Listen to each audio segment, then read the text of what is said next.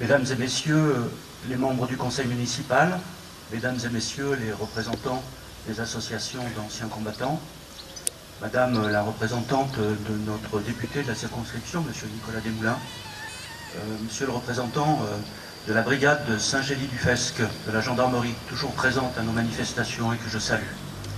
Mesdames et messieurs les représentants des personnels municipaux, et notamment de la police municipale qui participe à cette cérémonie avec régularité et constance. Les représentants aussi du conseil communal des enfants, qui est ici présent, bien qu'il soit rentré hier d'un voyage civique à l'Assemblée nationale très tard. Quelques-uns ont fait l'effort d'être encore là ce matin. Mesdames et messieurs, merci d'être ici dans les circonstances d'un long week-end où on pouvait s'attendre à des difficultés à faire ce rassemblement, et nous apprécions tous l'effort que vous faites ce matin pour être présents à ce moment auquel nous accordons beaucoup d'importance à Grabel. Les cérémonies républicaines ne sont pas de pure forme.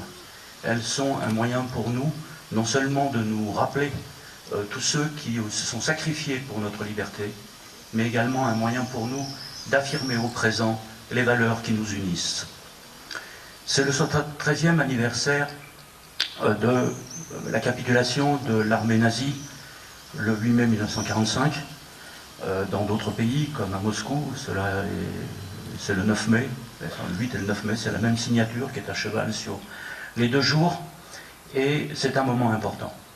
Ce n'est pas simplement une victoire militaire de tous les alliés, comme l'a rappelé tout à l'heure le représentant des anciens combattants, ou le message de la secrétaire d'État, c'est-à-dire l'Angleterre, qui a beaucoup souffert pour mener cette guerre, et qui, je vous le rappelle, en 1941 était le seul pays à résister, ensuite rejoint par les États-Unis, et puis la Russie, qu'il ne faut jamais oublier, puisque c'est eux qui ont, disons, payé le plus lourd tribut en nombre de vies humaines, plus de 20 millions de morts, et sans la victoire décisive de Stalingrad, en novembre 1942, le cours de la guerre n'aurait peut-être pas été changé. Donc c'est d'abord une victoire militaire auquel ont été associés tous les Français qui s'étaient engagés dans les forces françaises libres, mais également la résistance, et qui ont mené ce combat jusqu'à la victoire avec énormément de sacrifices. C'est une victoire militaire contre un autre pays qui nous avait envahis, mais ce n'est pas seulement cela. C'est aussi une victoire contre un régime honni, le régime nazi, puisque ce régime portait atteinte au fondement même de ce qui fait notre République et de ce qui la fonde dans la Déclaration des droits de l'homme et du citoyen, puisque ce régime fondait sa vie, son organisation, sur la discrimination entre les hommes qui composent et les femmes qui composent ce peuple, notre peuple, leur peuple. Les Allemands ont d'ailleurs été les premières victimes de ce régime, puis ensuite les autres peuples, puisqu'ils considéraient que certains n'avaient pas le droit de vivre ou devaient être privés de liberté, comme ce fut le cas pour 6 millions de Juifs qui furent exterminés, qui fait que, pour nous, l'antisémitisme demeure un mal absolu, comme une des formes du racisme que nous devons combattre. Mais également les tziganes, mais également l'internement et la considération du fait que les autres peuples, les peuples slaves, les peuples latins, les peuples arabes, les peuples noirs, étaient considérés comme des sous-peuples qui ne devaient pas avoir les mêmes droits que les autres. Mais également ceux qui étaient poursuivis pour leur orientation sexuelle, les homosexuels étaient impitoyablement châtiés, ou les tziganes, ou d'autres peuples encore qui ont suivi cette discrimination. Et lorsque vous aviez le tort d'avoir une opinion un peu divergente du régime, les prisonniers politiques ont été nombreux, et ils ont par là même payé aussi un très lourd tribut, qu'ils soient communistes, qu'ils soient socialistes, qu'ils soient libéraux, qu'ils soient chrétiens opposants, qu'ils soient de toute confession, toute opinion, ils ont tous subi cette discrimination systématique. Et nous devons particulièrement en rendre hommage à toutes ces générations. Notre peuple, nos villages, nos familles sont marqués par des histoires personnelles qui traversent cette époque, qui n'ont pas toujours été mises en avant parce que chacun restait discret. Et aujourd'hui, avec le conseil municipal de Grabel et l'association des anciens combattants, nous voudrions rendre hommage particulièrement ce jour à une Grabelloise qui nous a quittés l'année dernière, Madame Suzanne Fichter. Née en 1924 dans le territoire de Belfort, jeune mariée en 1943, sur une dénonciation calomnieuse, elle et son mari, qui vivaient dans le Haut-Rhin, je crois, ont été arrêtés et internés dans un camp d'internement. Elle a été séparée de son mari et pendant plusieurs mois, elle s'est retrouvée sous la férule des nazis qui dirigeaient ce camp. Elle a subi ce qu'ont subi tous ces internés. Ce camp était à proximité du camp d'extermination célèbre d'Alsace. Elle a subi ce qu'ont subi tous ces internés, c'est-à-dire l'obligation de coudre sur son vêtement une marque qui la distingue. Pour elle, c'était une croix verte.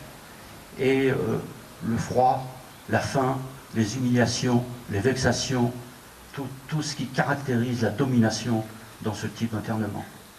Elle l'a subi profondément et ça a marqué toute sa vie. Elle est venue s'installer à Montpellier en 1946. Elle a été aide-soignante dans les cliniques de Montpellier et puis elle s'est rapprochée de sa famille à Grabel en 1999 où elle était connue pour s'occuper avec passion de son jardin et de ses fleurs. Elle nous a quittés l'an dernier. C'est l'une de ses vies et je tiens ici à saluer sa fille, sa famille qui est ici présente et que nous lui rassurons de tout notre soutien et qu'à travers elle, à travers son histoire personnelle, nous marquons notre fidélité, notre solidarité, notre mémoire de tous ceux qui ont vécu ces moments-là. Et les uns et les autres, nous avons des histoires personnelles qui nous rappellent à cela et donc nous voulions aujourd'hui rendre hommage à Suzanne, la Grabelloise, déportée politique en Alsace en 1943 et qui fut libérée en novembre 1944 par les forces américaines au même moment où la deuxième DB libérait Strasbourg. Oui, ce n'est pas qu'une victoire militaire, c'est aussi une victoire sur un régime honni, mais c'était aussi pour nous, République française, le jour d'une nouvelle fondation. Nous voulions fonder une nouvelle société fondée sur la justice et la paix, car nous savons que c'est ça qui peut nous unir, c'est ça qui peut nous aider à faire face. Ces principes de justice et de paix qui nous rassemblent, qui nous unissent, qui sont le cadre commun dans lequel nous organisons nos débats, car nous ne sommes pas tous d'accord, nous avons des divergences, des débats, parfois virulents, mais le cadre et le commun, c'est ces principes de justice et de paix. Et donc il faut aujourd'hui poursuivre ces principes et les défendre. Défendre ce cadre commun, ça sera notre façon d'être fidèles à cette histoire, à ces sacrifices de nos aînés. Fidèles à la justice, mais par les temps qui courent aussi, fidèles à la paix. Oui, la paix. La France est un pays, est un vieux pays, comme l'a dit un jour un orateur à l'ONU, est un vieux pays, d'une vieille civilisation, et qui a vécu beaucoup de guerres, et qui sait ce qu'il en coûte d'une guerre en termes de destruction, en termes de ravages dans les vies, et qui se paye des années durant. Et par les temps où nous sommes, nous voyons bien que le Proche-Orient peut très bien devenir les Balkans qui ont précédé la guerre de 14-18.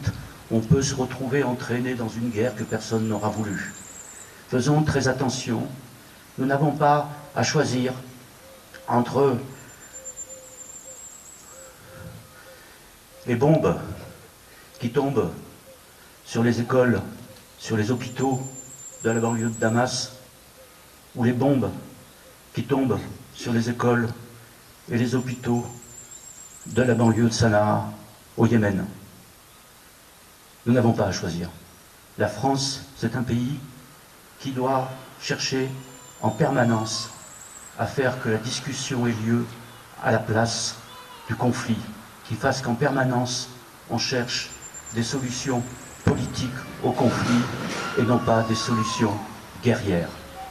Donc c'est ça le message que nous ont transmis nos aînés en 1945, lorsque la guerre était finie.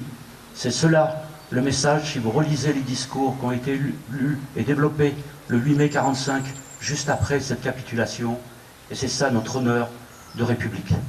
Merci, vive la France, vive la République.